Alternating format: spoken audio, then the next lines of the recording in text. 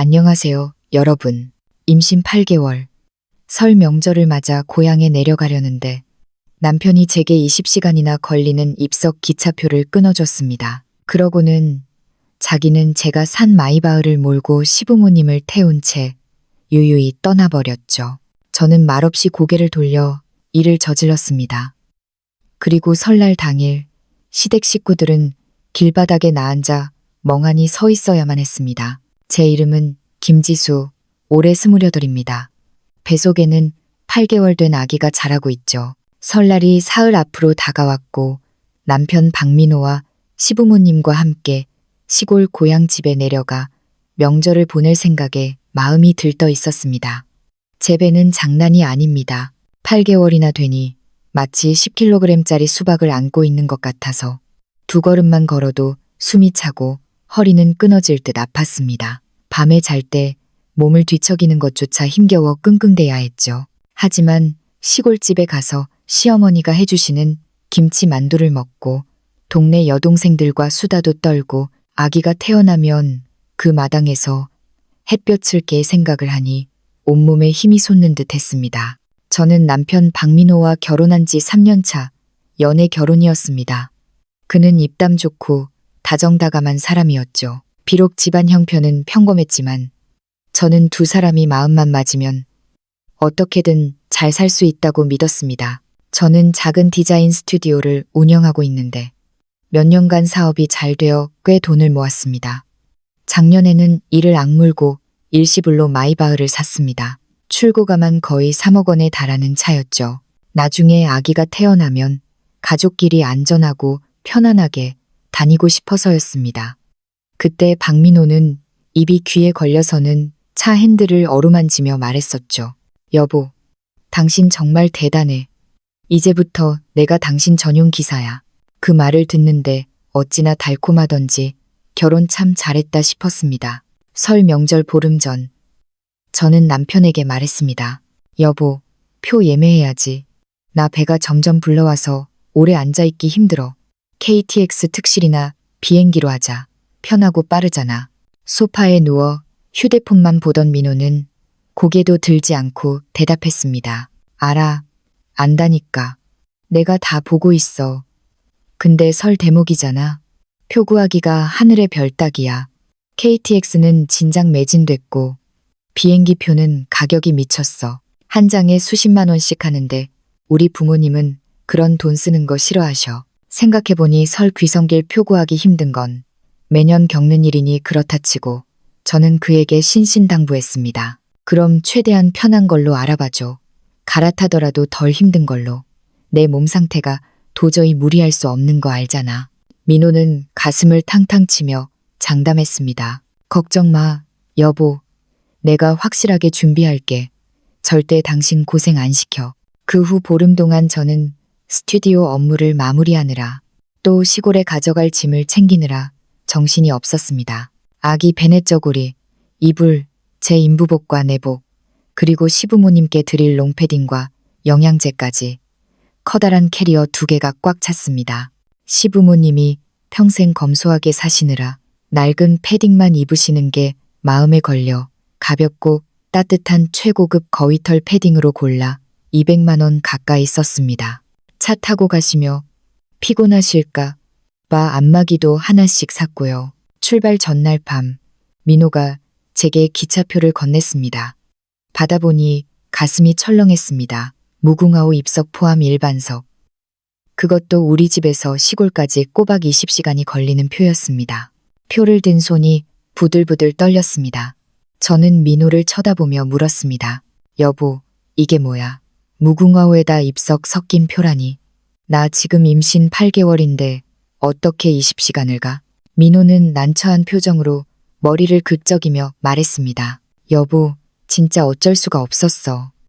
며칠 밤새워서 겨우 구한 게 이거야. 나랑 부모님도 다 입석 섞인 표야. 내가 가서 자리 좀 좁혀서 당신 앉을 자리 만들어줄게. 정 안 되면 낚시 의자라도 펴줄 테니까 내 어깨에 기대서 좀 쉬어. 그를 보는데 마음이 참 씁쓸했습니다. 돈이 아까워서가 아니라 서러워서요. 제 차가 있는데 차로 가면 막혀도 10시간이면 갈 거리를. 저는 운전을 못해도 남편은 할 수 있잖아요. 저는 조심스레 물었습니다. 그럼 그냥 우리 차 가지고 가자. 내 차 넓고 편하잖아. 고생 안 해도 되고. 민호는 펄쩍 뛰며 손사래를 쳤습니다. 운전이 얼마나 힘든데 나 혼자 10시간 넘게 운전하다 졸기라도 하면 큰일 나. 게다가 설 연휴 고속도로는 주차장이나 다름없어. 기차보다 더 오래 걸릴 수도 있다고. 기차는 그래도 몸이라도 움직일 수 있지. 참으면 금방 도착해. 듣고 보니 안전이 제일이라는 말이 틀린 건 아니었습니다. 배를 쓰다듬자 아기가 위로하듯 툭 찼습니다. 저는 한숨을 쉬며 참기로 했습니다. 가족이 모이는 게 중요하지. 이런 걸로 얼굴 붉히기 싫었으니까요. 알았어. 저는 표를 챙겨 넣으며 말했습니다. 그럼 내일 일찍 일어나서 짐 좀 내려줘. 나 무거워서 못 들어. 민호는 고개를 끄덕였습니다. 걱정 마. 다 나한테 맡겨. 얼른 자. 내일 가려면 피곤할 텐데. 그날 밤 저는 잠을 설쳤습니다. 20시간 기차를 탈 걱정도 있었지만 왠지 모르게 마음이 불안했습니다. 콕 집어 말할 순 없지만 뭔가 이상했죠. 옆에서 코를 골며 자는 민호의 옆얼굴을 보며 가족을 위해 그런 거니까 너무 예민하게 생각하지 말자고 스스로를 다독였습니다. 다음 날 새벽, 동도 트기 전에 민호가 저를 깨웠습니다. 그는 말끔하게 차려입고 활기찬 모습으로 제 외투를 들고 서 있었습니다. 여보, 얼른 일어나. 서울역 사람 많을 테니 일찍 가서 자리 잡아야지. 저는 느릿느릿 일어나 씻고 간단히 요기를 한 뒤 옷을 챙겨 입었습니다. 두꺼운 인부용 패딩 지퍼 올리는 것도 민호가 도와줘야 했죠. 준비를 마치고 민호는 짐가방 2개를 1층으로 옮기고 택시를 잡았습니다. 택시 뒷좌석에 기대 앉으니 온몸이 천근만근이었습니다. 민호는 옆에서 물을 챙겨주고 허리를 주물러주며 계속 말했습니다. 조금만 참아. 시골 가면 푹 쉬게 해줄게. 내가 토종닭 잡아서 백숙해줄게. 저는 억지로 웃어 보였지만 대꾸할 힘도 없었습니다. 서울역에 도착하니 사람이 인산이네였습니다.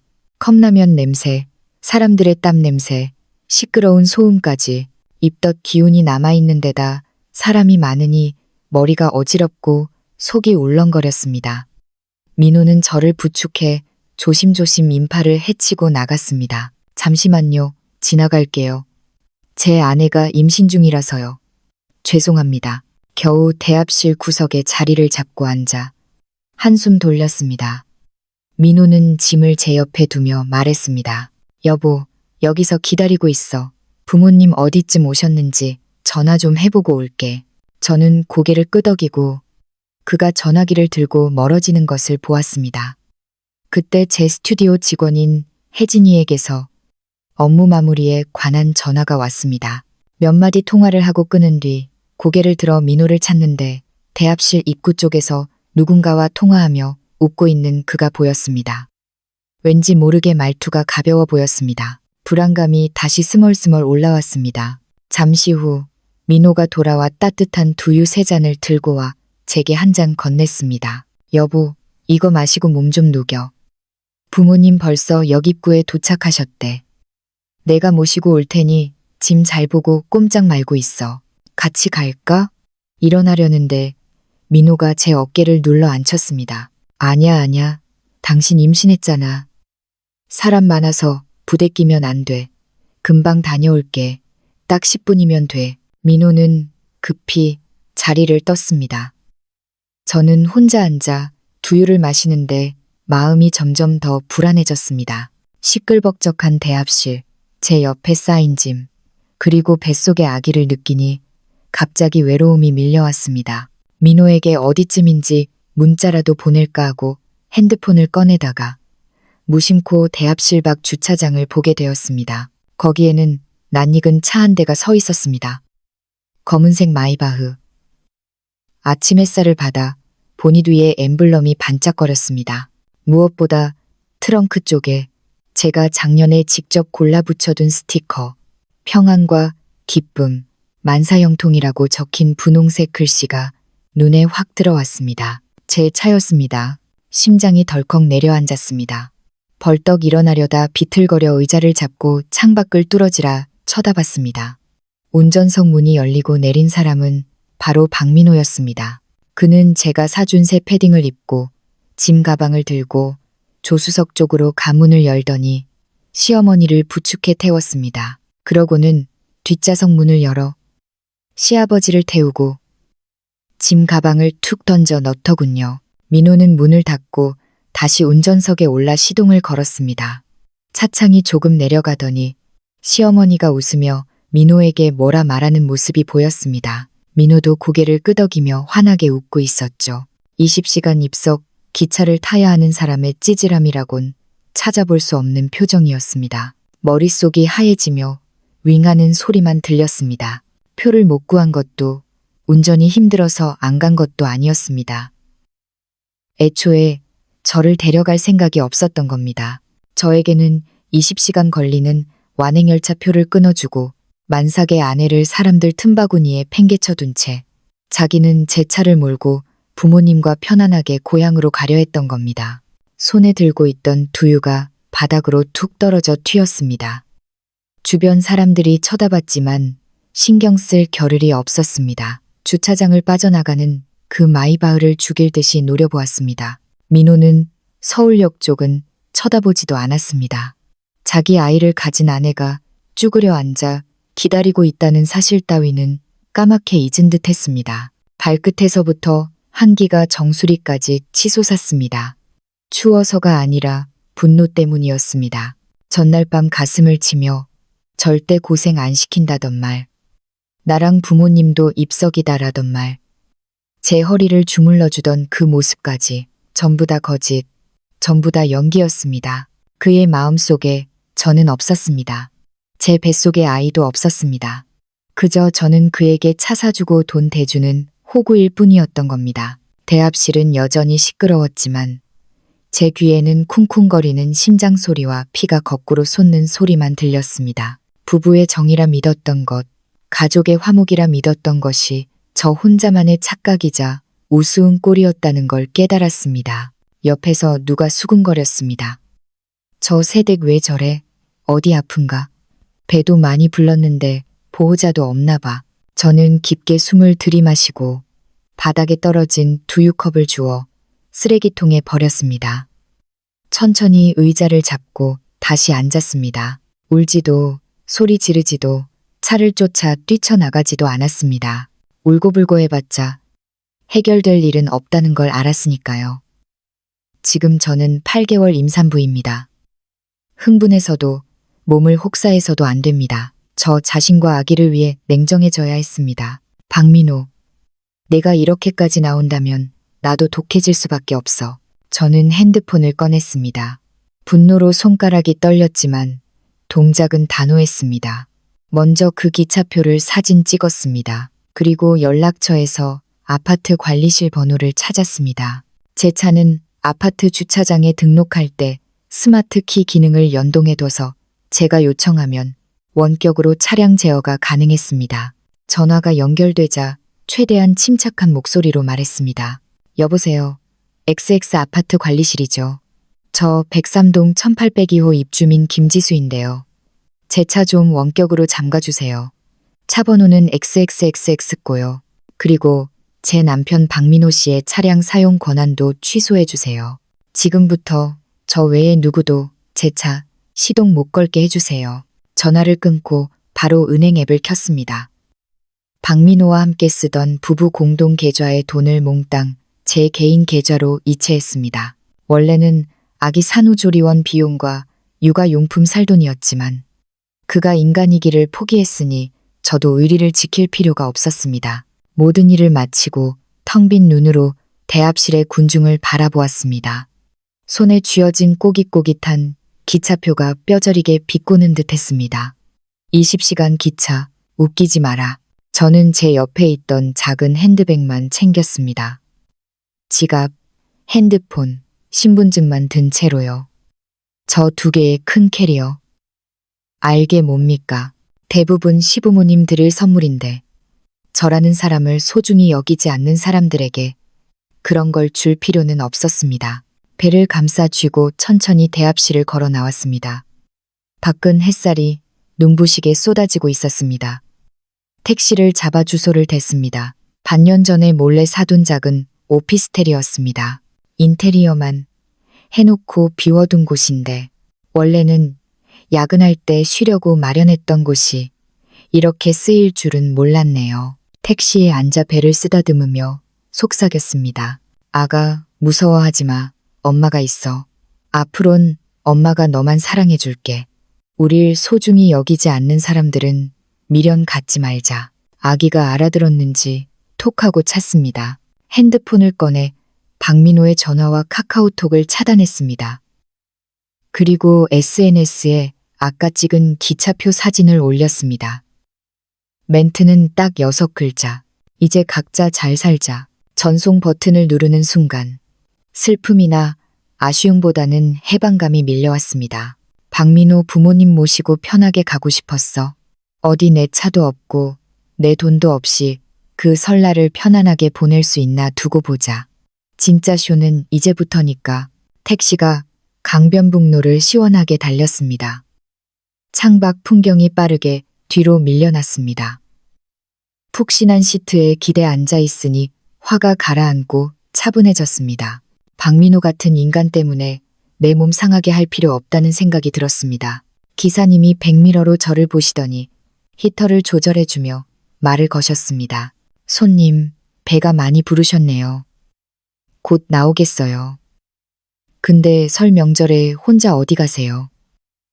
남편분은요? 저는 담담하게 웃으며 대답했습니다.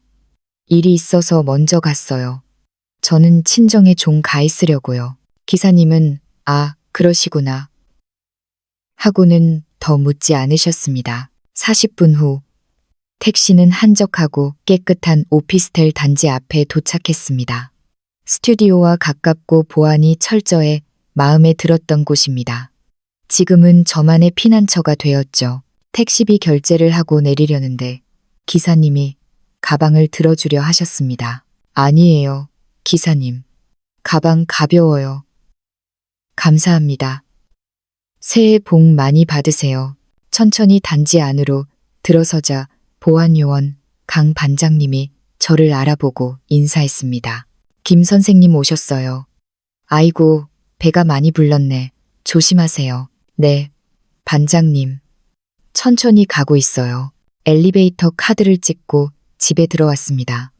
신발을 벗고 푹신한 슬리퍼로 갈아 신은 뒤 가방을 소파에 던지고 털썩 주저앉았습니다. 후, 투룸 형태의 아담한 집이지만 제 취향대로 꾸며둔 공간입니다. 옅은 회색 소파, 부드러운 러그, 양지바른 베란다의 화분들, 햇살이 가득 들어오는 걸 보니 마음이 환해졌습니다. 소파 팔걸이를 쓰다듬으며 생각했습니다. 이 집 안 구해놨으면 어쩔 뻔했어. 민호는 입버릇처럼 우린 가족인데 내거가 어디 있어. 라고 했지만 저는 여자는 언제나 자기만의 공간과 비상금은 있어야 한다고 생각했습니다. 그 생각이 옳았습니다. 숨 좀 돌리려는데 5분도 안 돼서 핸드폰이 울렸습니다. 아파트 관리실이었습니다. 김지수 입주민님, 확인차 연락드렸습니다. 요청하신 마이바흐 차량 원격으로 시동 잠금 및 도어 락 설정 완료했습니다. 방금 박민호 씨가 본인이 남편이라며 잠금 해제 요청을 했는데 저희가 거절했습니다. 혹시나 해서 다시 확인 전화드립니다. 입꼬리가 비틀려 올라갔습니다. 박민호, 동작 빠르네. 고속도로 올리자마자 차가 멈췄나 봅니다. 강 대리님, 잘하셨어요. 제가 단호하게 말했습니다. 그 사람이 뭐라 하든 절대 풀어주시면 안 돼요.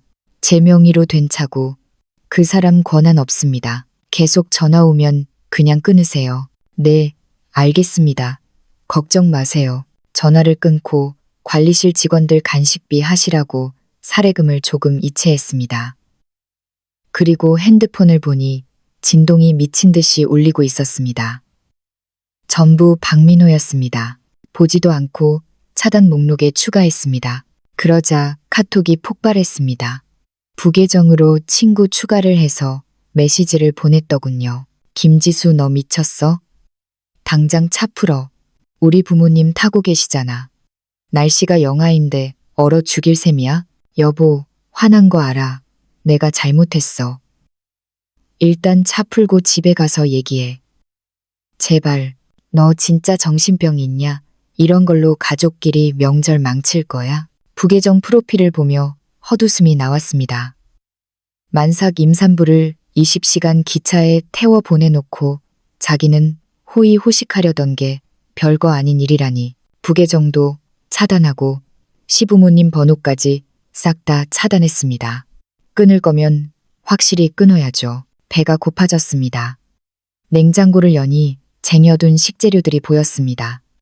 계란, 우유, 새우, 시금치, 그리고 친정엄마가 보내준 찹쌀. 저는 천천히 부엌으로 가서 따뜻한 우유 한 잔을 데워 마시고 찹쌀을 씻어 죽을 안쳤습니다. 속 편한 찹쌀죽에 계란찜, 시금치 나물을 해먹기로 했습니다. 요리 중에 친구 수진이에게 전화가 왔습니다. 이 오피스텔 존재를 아는 유일한 친구입니다. 야, 김지수, 너 집에 갔어? 아까 인스타에 각자 잘 살자 뭐냐. 박민호랑 싸웠어. 수진이 목소리가 다급했습니다. 저는 계란을 풀며 담담하게 자초지종을 설명했습니다. 수진이는 듣자마자 폭발했습니다. 미친 새끼 아니야 그거? 와, 박민호 진짜 돌았네. 만삭 아내를 기차 태우고 지는 마이바흐 타고 튀어? 그게 사람이 할 짓이야? 워워, 진정해. 제가 웃으며 말했습니다. 나 괜찮아.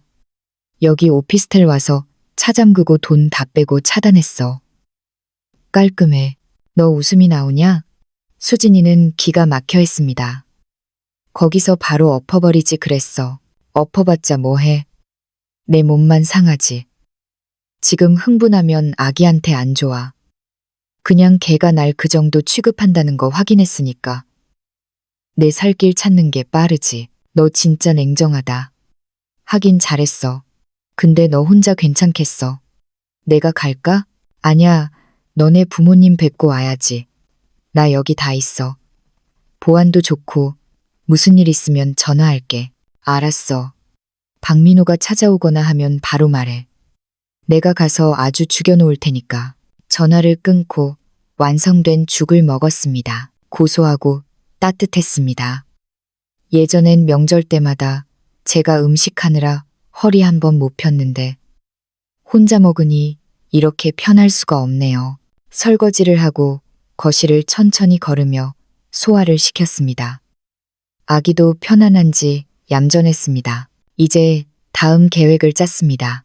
차는 잠겼으니 박민호와 시부모는 고속도로 어딘가에 갇혔을 겁니다. 택시도 안 잡히는 휴게소나 갓길이겠죠. 어찌어찌 고향에 간다 해도 저는 이미 고향집 근처 부동산에 손을 써뒀습니다. 그 시골집, 제가 결혼 전에 제 돈으로 사서 제 명의로 해둔 겁니다. 시부모님 노후 편하시라고 드린 건데 이젠 그럴 필요가 없죠. 저는 고향 부동산 중개인 최 사장님께 문자를 보냈습니다. 사장님, 저번에 말씀드린 시부모님 댁 현관 도어락 비밀번호 바꾸고 잠가주세요. 지금부터 아무도 못 들어가게 해주세요. 특히 박민호랑 시부모님 절대 문 열어주시면 안 돼요. 답장은 바로 왔습니다. 김 사장님 걱정 마세요. 지금 가서 번호키 바꾸고 경고문 붙여놓을게요. 인증샷 보냅니다. 마음이 한결 가벼워졌습니다. 집도 잠그고 차도 잠그고 돈도 뺐습니다.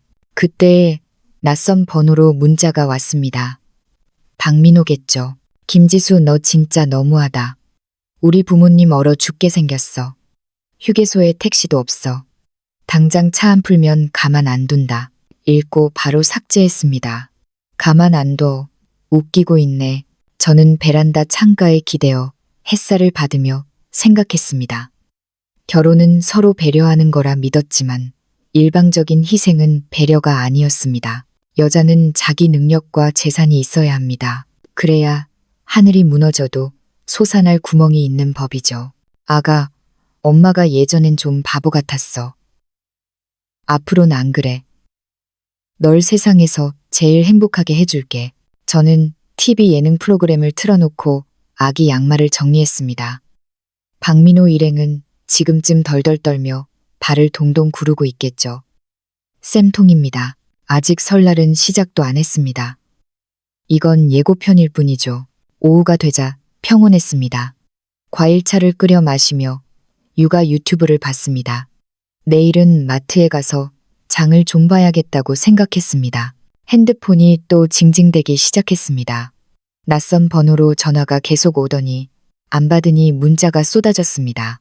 김지수 이 독한 년아. 차가 휴게소에서 멈춰서 꼼짝도 못해. 우리 다 얼어 죽겠다. 시어머니, 여보, 내가 잘못했어.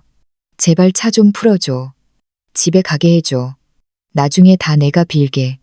박민호, 지수야, 심이가 밉다고 해도 이건 아니지 않니? 천벌 받는다. 시어머니, 아버지가 추워서 몸살 나셨어. 무슨 일 생기면 너 책임질 거야. 박민호, 웃음만 나왔습니다. 제가 만삭의 몸으로 기차 탈 때 천벌 걱정은 안 되던가요? 저는 낯선 번호 차단 기능을 켜버렸습니다. 상상이 갔습니다. 휴게소 구석에서 박민호는 소리 지르고 시어머니는 패딩깃을 여미며 며느리 욕을 하고 시아버지는 한숨만 쉬고 있겠죠. 제 차는 원격 잠금이라 긴급 출동을 불러도 주인이 아니면 못 풉니다. 견인차를 불러봤자 집까지는 못 가고 정비소행일 텐데 명절이라 정비소도 문을 닫았을 거고요. 저녁엔 은이버섯 수프를 끓여 먹었습니다. 그때 수진이에게서 전화가 왔습니다. 야, 대박. 내 사촌 오빠가 박민호 친구잖아. 걔가 그러는데 박민호가 고속도로 휴게소에 갇혀서 여기저기 도와달라고 전화 돌렸대. 근데 네가 임신한 아내 버리고 튀다가 그 꼴 났다는 소문 퍼져서 아무도 안 도와준대. 사촌 오빠도 인과응보네 하고 끊었대. 잘 됐네. 제가 웃었습니다. 사람들이 바보는 아니니까. 암튼 마음 약해지지 마. 걔네 지금 눈에 불을 켜고 있을 거야. 걱정 마. 밤이 되었습니다. 토마토 우유 스튜를 만들어 먹으며 막장 드라마를 봤습니다. 주인공을 배신한 남자가 파멸하는 내용이라 통쾌했습니다. 잠자리에 들렸는데 문자가 하나 떴습니다. 김지수, 엄마가 열나서 쓰러지셨어. 해열제도 없어. 차 안 풀면 나 너 진짜 안 본다. 삭제하고 이불을 덮었습니다. 아프면 119를 부르던가 저와는 상관없는 일입니다. 그날 밤 저는 아기 꿈을 꾸며 아주 푹 잤습니다. 다음 날 아침 새소리에 잠을 깼습니다. 컨디션이 아주 좋았습니다. 아침으로 삶은 달걀과 과일을 먹으며 계좌를 확인했습니다. 돈은 안전하게 제 통장에 있습니다. 이제 마지막 객기를 박아야겠다고 생각했습니다. 고향집은 이미 잠갔지만 혹시나 해서 중개인 최 사장님께 다시 전화했습니다. 사장님, 혹시 그 사람들이 열쇠공 불러서 따고 들어갈까봐 걱정돼서요. 경비 아저씨께도 말씀 좀 전해주세요.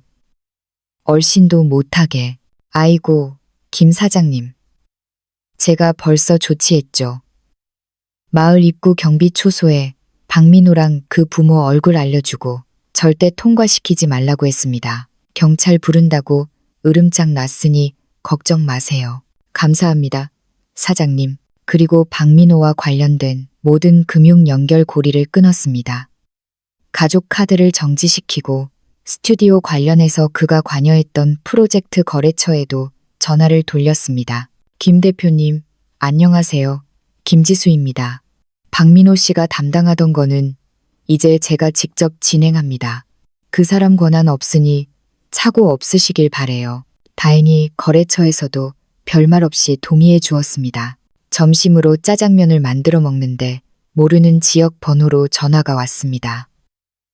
받아보니 박민호의 사촌형이라는 사람이었습니다. 재수 씨, 나 민호 사촌형인데 애들이 휴게소에서 오도 가도 못한다는데 너무한 거 아니요? 차 좀 풀어주시오. 가족끼리 왜 이래? 아주버님, 이게 가족입니까? 만삭 임산부한테 입석표 던져주고 자기들은 마이바흐타고 도망간 게 가족이에요? 아니 민호가 실수한 건 맞지만 그래도 어른들이 길바닥에 계시는데 길바닥에 계시든 말든 저랑 상관없습니다.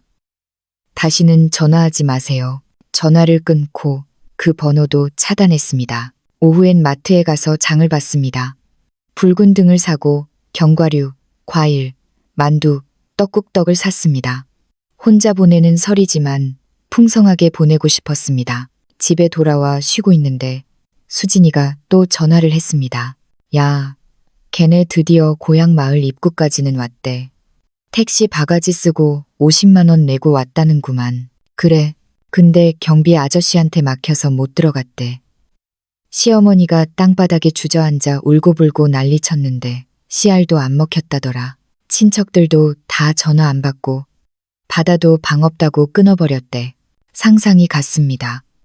칼바람 부는 시골 마을 입구에서 오들오들 떨고 있는 그들의 모습이 저녁이 되자 눈발이 날리기 시작했습니다. 저는 거실에 붉은 등을 달고 창문에 보프, 자 스티커를 붙였습니다. 따뜻한 떡국을 끓여 먹으며 평온을 즐겼습니다. 박민호네는 지금쯤 마을 어귀 폐가나 정자 같은 데서 떨고 있겠죠. 수진이 말로는 시어머니가 열이 펄펄 끓어서 헛소리를 한다더군요. 그런데 밤 9시쯤 초인종이 울렸습니다. 딩동, 딩동, 딩동. 아주 다급하게 울려댔습니다. 인터폰을 보니 박민호였습니다. 꼴이 말이 아니더군요. 헝클어진 머리에 꾀죄죄한 얼굴, 며칠 못 씻은 듯한 몰골. 김지수, 문 열어, 나야. 저는 문을 열어주지 않고 인터폰으로 말했습니다. 여길 어떻게 알고 왔어? 내가 못 찾을 줄 알았냐? 잘못했어. 내가 죽을 죄를 졌어. 문 좀 열어줘. 할 말이 있어. 할 말 없어. 당장 가. 경찰 부르기 전에. 박민호는 문을 쾅쾅 두드리며 무릎을 꿇었습니다. 여보, 내가 진짜 짐승만도 못한 놈이야. 한 번만 용서해줘. 우리 아기 생각해서라도. 그때 보안요원들이 올라왔습니다. 제가 미리 연락해둔 덕분이었습니다. 당신 뭐야? 여기서 소란 피우면 어떡해? 박민호는 보안요원들에게 끌려가지 않으려고 발버둥 쳤습니다. 이거나 내 아내 집이야. 여보, 저는 문을 살짝 열고 나갔습니다. 보안 요원들이 그를 붙잡고 있었습니다. 박민호, 용서, 웃기지 마. 저는 핸드폰을 꺼내 그에게 화면을 들이밀었습니다. 내가 돈 없어서 입석표 끊어. 이거 봐. 다른 여자한테 명품 가방 사주고 50만 원, 100만 원씩 용돈 보낸 내역. 내가 모를 줄 알았어? 박민호의 얼굴이 사색이 되었습니다. 그건 오해야. 그냥 아는 동생한테 사랑의 이모티콘 보내냐. 더러워. 당장 이혼이야. 양육권은 내가 가져갈 거고 넌 빈털터리로 나가떨어질 준비나 해. 저는 보안 요원에게 고갯짓을 했습니다. 아저씨, 이 사람 끌어내주세요. 스토커예요. 안 돼. 지수야. 여보. 그는 처참하게 끌려나갔습니다. 복도에 그의 비명소리가 멀어져 갔습니다. 저는 문을 닫고 들어와 심호흡을 했습니다. 속이 다 시원했습니다. 저는 다시 소파에 앉아 아기 베넷저고리 바느질을 시작했습니다. 뱃속의 아기가 꾸물거렸습니다. 아가, 엄마 잘했지? 똥차 가고 벤츠 온다잖아. 우린 더 잘 살 거야. 그날 밤부터 폭설이 내렸습니다. 설날 아침. 창밖은 온통 하얀 세상이었습니다. 저는 떡만둣국을 끓여 먹으며 새해를 맞이했습니다. 수진이에게서 문자가 왔습니다. 박민호 엄마 폐렴으로 응급실 실려갔대. 박민호는 병원비 없어서 사채 썼다는 소문이야. 회사에서도 잘렸다더라. 쌤통이다. 저는 미소를 지으며 답장을 보냈습니다. 인과응보지. 난 떡국이나 먹으련다. 그 후 저는 아들 하준이를 건강하게 순산했습니다. 친정 부모님과 친구들의 축복 속에서 몸조리를 잘했고요. 스튜디오 일도 승승장구했습니다. 박민호 소식은 간간히 들려왔습니다. 빚더미에 올라앉아 일용직을 전전하고 있다더군요. 시부모님은 병원비 때문에 시골 땅까지 팔았다고 하고요. 어느 날 오후 하준이가 거실에서 방긋방긋 웃으며 놀고 있었습니다. 햇살이 눈부시게 들어오는 거실에 앉아 저는 생각했습니다. 그때 그 기차표 한 장이 제 인생을 구했습니다. 그 덕분에 썩은 인연을 도려내고 진짜 행복을 찾았으니까요. 여러분, 인생은 선택의 연속입니다. 나를 아껴주지 않는 사람에게 매달리지 마세요. 과감하게 끊어낼 때 비로소 진짜 내 인생이 시작됩니다. 오늘 제 이야기가 여러분에게 작은 용기가 되었기를 바랍니다. 지금까지 따스한 온기였습니다. 감사합니다.